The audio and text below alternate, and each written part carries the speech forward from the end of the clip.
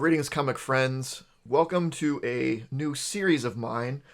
As you may know, or may not, if this is your first time visiting my channel, when it comes to comic collecting, not only do I get the modern stuff, and then for older stuff, do I get like keys and whatnot.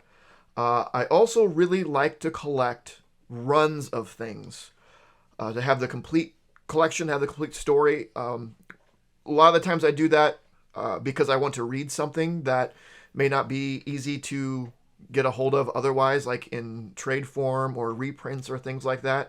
So there's some stuff out there, and I don't like doing digital. So there's some stuff out there that if you want to read it, you got to get the issues. Some of the runs that I collect are just because also I want to have that piece of history. I just really like a series, even though they are available in reprints.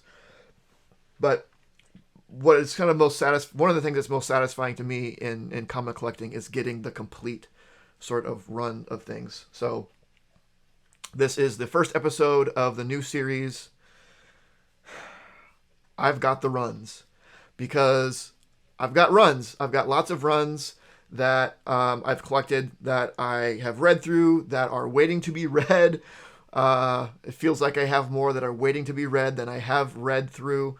And they span the gamut of the type of different things that that I get.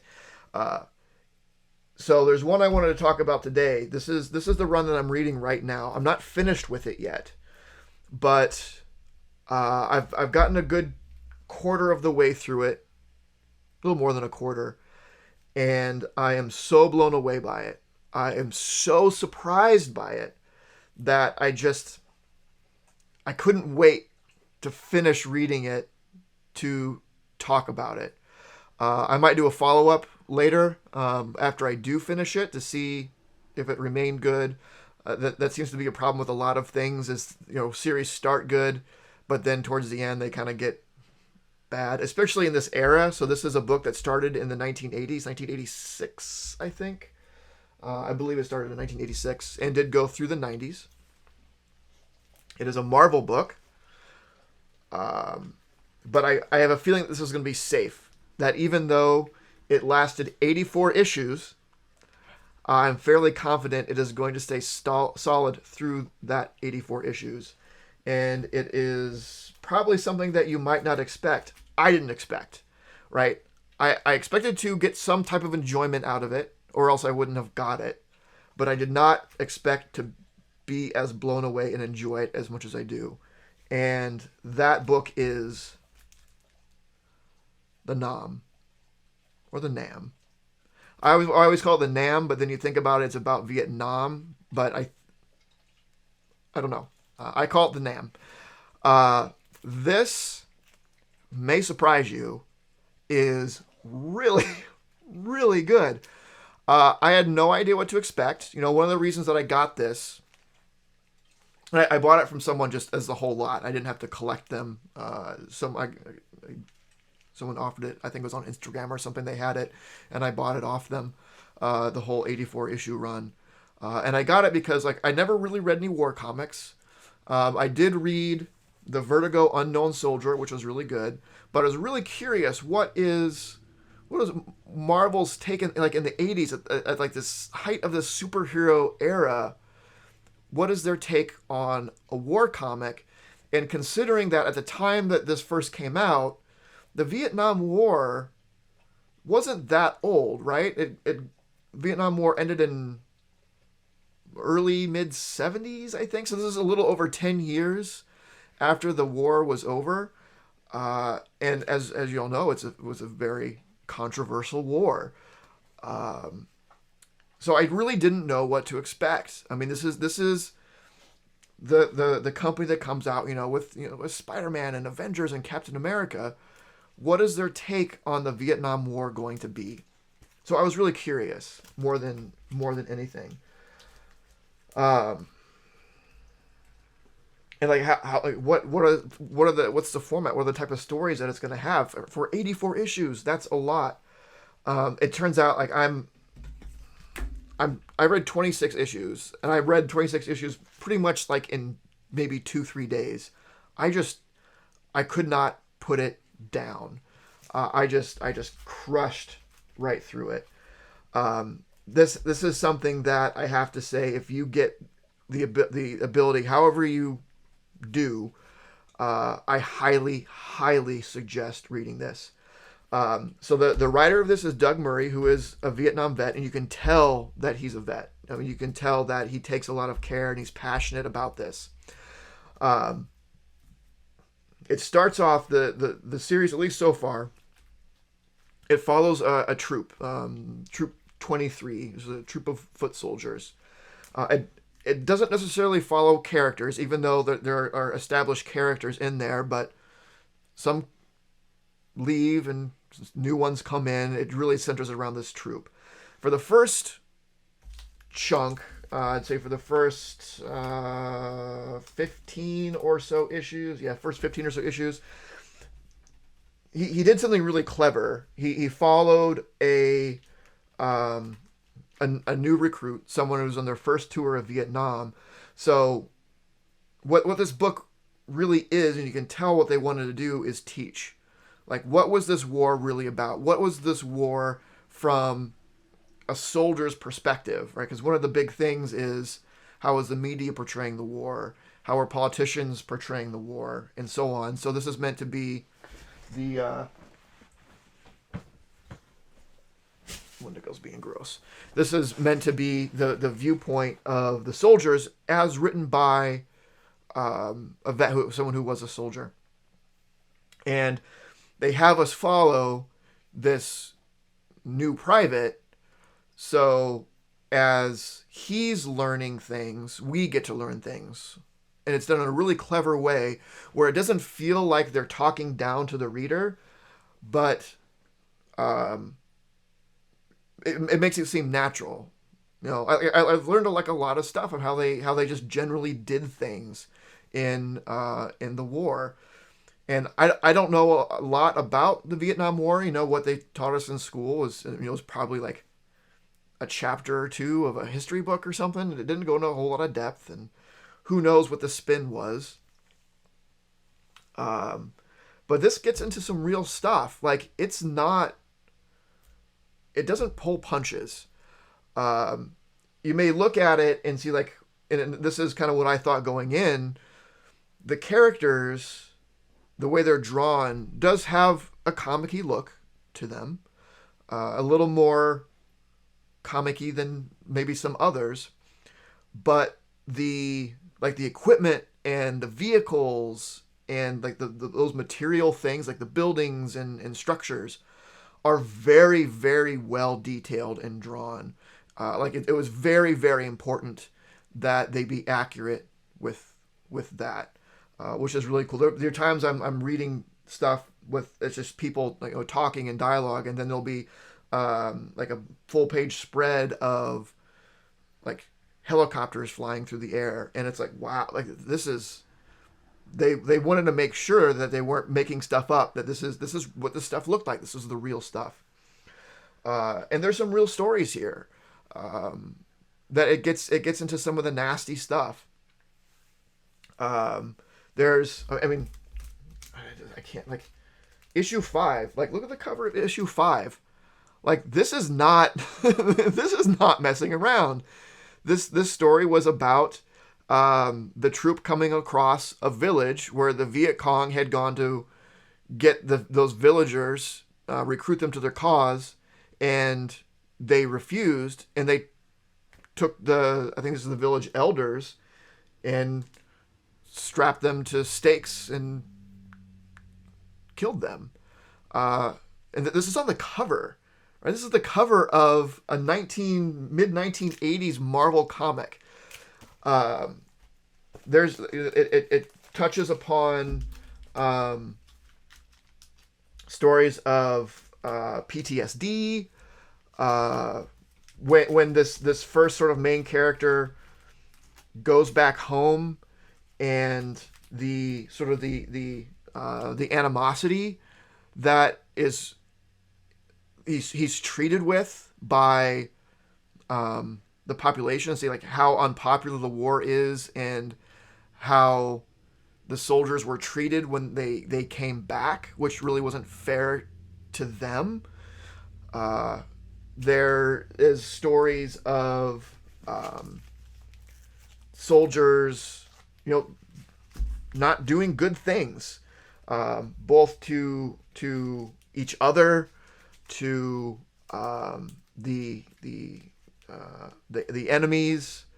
It talks about like the little like economies and people swindling people. That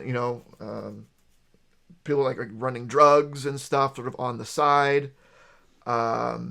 There's a story where there is a first sergeant who's sort of running the troop that's really bad. Like he doesn't really seem to care about the well-being of the soldiers and puts them in really, really dangerous, unnecessarily dangerous positions. And like all the soldiers hate him because like they're gonna get them killed unnecessarily, right? It's dangerous enough.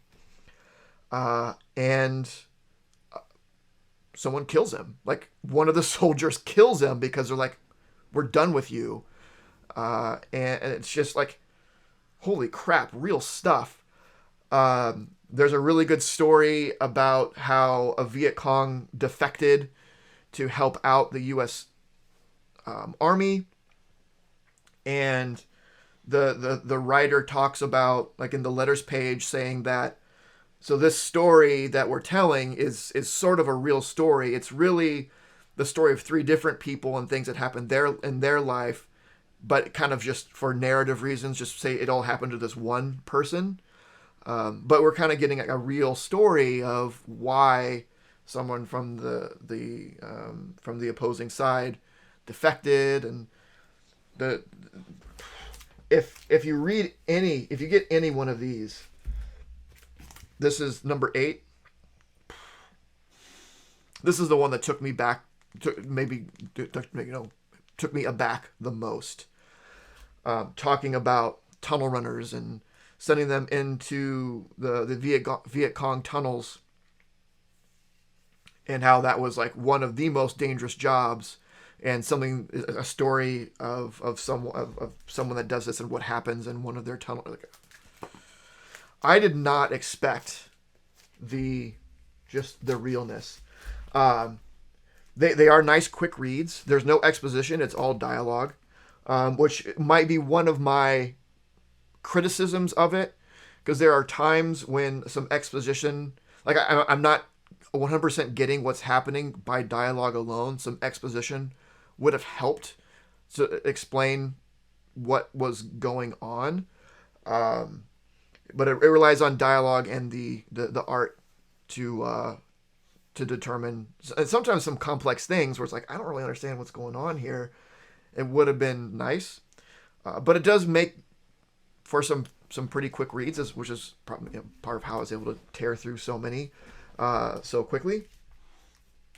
But the main thing is the reason that I read so many so quickly is because it's just I wanted to read the next issue. It's so good. It's so good. Another nice thing is you look at war comics from like World War II, right? And the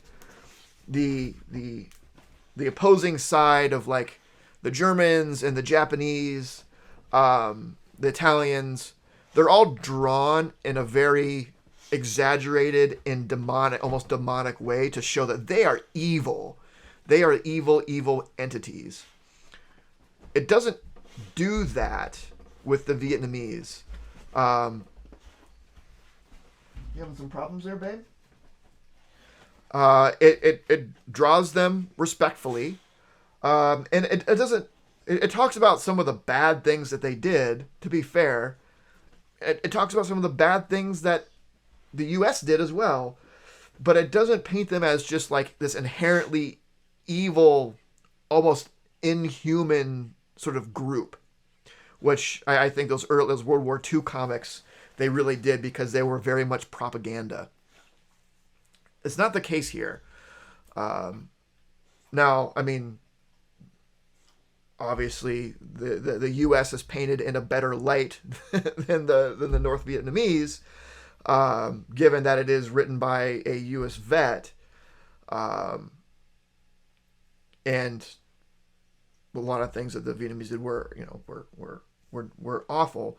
Um, but what I'm saying is they're not just portrayed as these like inherently evil beings. They are people. They fought on a side for what they thought was right. They were just people. A lot of them were just soldiers, just like our people were soldiers. They were kind of doing what they inherently thought that their side was right, that their country was right. So they did what their country told them to do. But I thought that I really liked that about the series as well. Um, so yeah, I mean I don't know what else to say. I'm still really enjoying reading through it. There is a lot of good history here.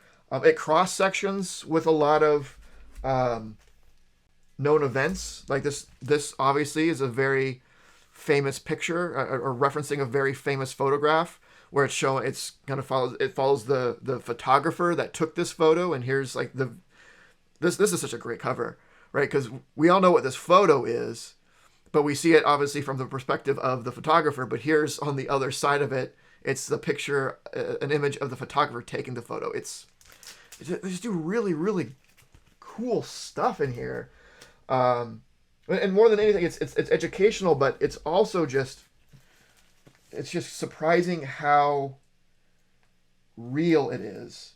Um, here's this is the sergeant that is not a great sergeant, and he's not their first sergeant that got rid of. The other one didn't get killed, but it was like he was taking bribes. Like the sergeant on our side was like taking bribes. So I mean, it's telling you how things really were again from the soldier's perspective. Yeah. You show up, and the first sergeant is like, what do you want to do here? Like what duty do you want? Like give me money and I'll make your life easy. And the new person coming in is like doesn't know what's going on. Is what we talk about. So he gives them what he thinks is a really bad assignment because he didn't grease the palm of the person who's supposed to be in charge and who you're supposed to trust. So like I said, it's not like painting a super like, oh yeah, we were all everything was not great, obviously not great, but we were the pure soldiers that came in. Like no, there was bad stuff that it wasn't a good scene. They weren't all like how do I say it, the upstanding true heroes that we sometimes like to think. It talks a lot about the views of the war here at home during that time. The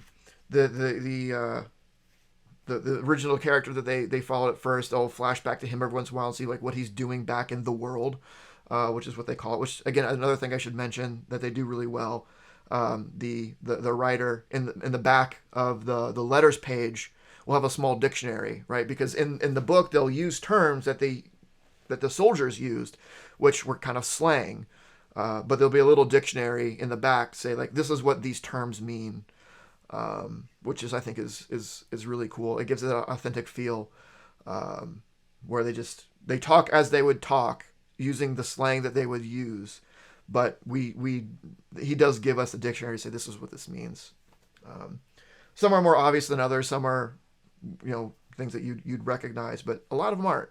A lot of them are things that I without the dictionary I wouldn't have known. But yeah, I'll just kind of go through. I don't know. I guess I haven't been showing a lot, but go through the covers of the ones that I've read. I kind of want to get this in a 9.8, like a high grade, just because I'm just loving this book so much.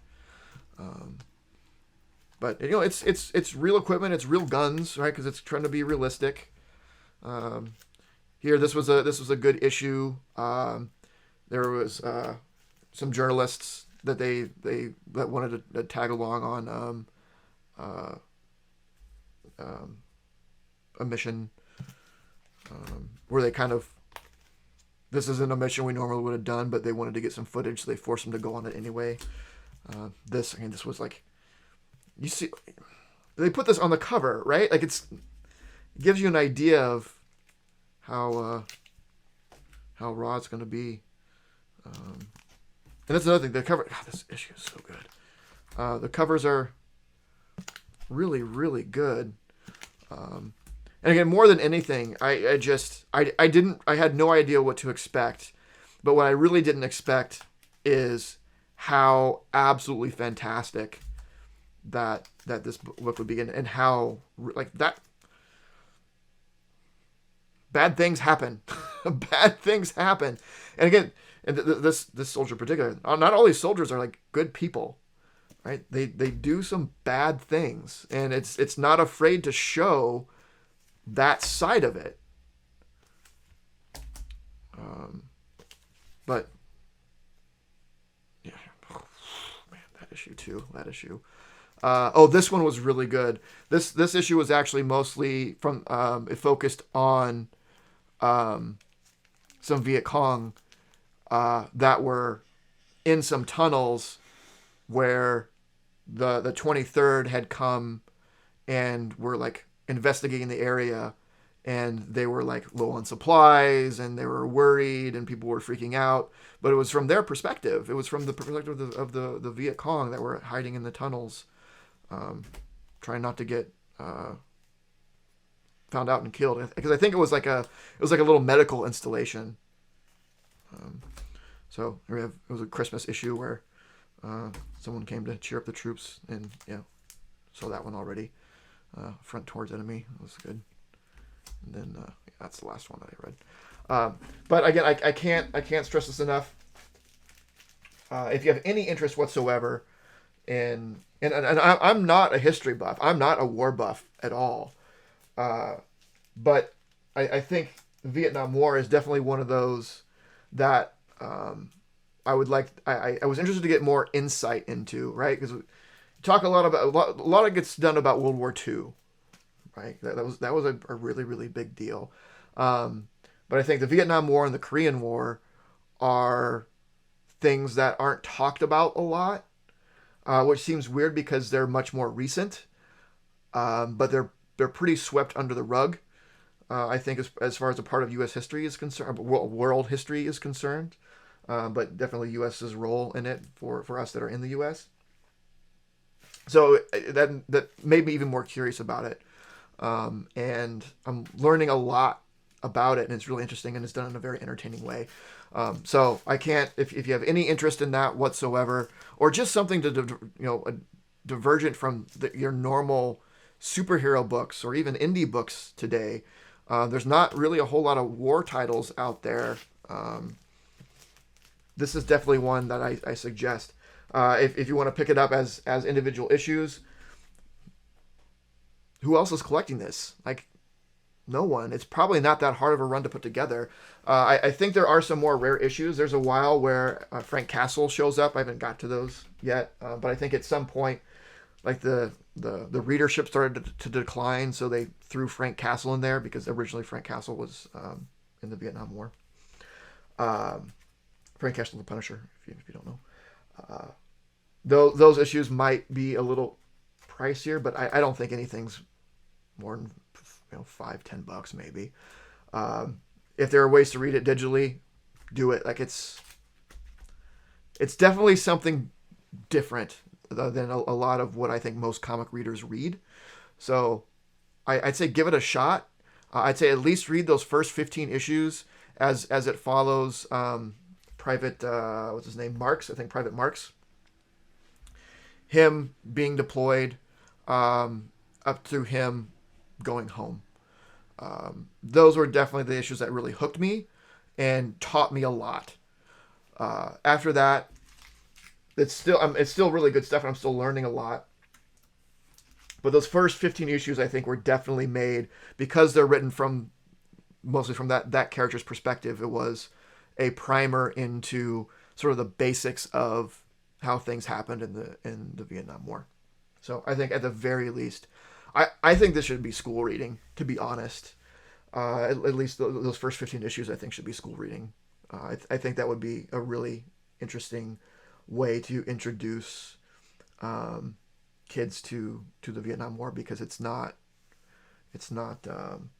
first of all, it's fun, it's interesting, but it doesn't pull those punches. There's some real stuff in there. So anyway, that's it. First episode of my series focusing on runs.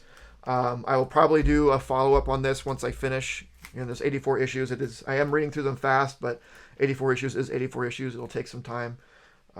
But I highly suggest it. So please let me know in the comments if you've read this, if you've read any of this, if you're interested in reading it after me talking about it. I hope there's at least some interest that's sparked in it, because I think this is something that everyone should read. Again, at least those first 15 issues or so. But let me know what you think. Let me know what you think of this new series, if you're interested in hearing me talk about the runs that I'm currently collecting, or runs that I have and have read or am reading. It could be a bunch of different things. I might just give updates on a run that I am currently collecting, or something. It's just all going to be focused on the run stuff. There's a lot of people that do stuff on, hey, key issue, or new stuff. I'm one of them, but I don't think there's necessarily a lot of YouTube content out there that focuses on, let's talk about the thing as a whole, because I think that's extremely important. These the purpose of comics having a series, a run, is for them all to be read. It's not for particular issues to have key events or first appearances and them alone be loved. Every issue is released to be read, and is part of a whole. So I think it's important that we recognize that and make sure that we don't just focus on the big issues, the big key issues. There's a lot of love to be given and a lot of joy to be gained by a series as a whole. So I want to focus on that a little bit with these videos. But that's it. Like, comment, subscribe. Let me know what you think. Yeah, that's it. And of course, don't forget to make yours Titan. This video was brought to you by Titan Comic Pressing. Follow us on Facebook and Instagram at Titan Comic Pressing LLC.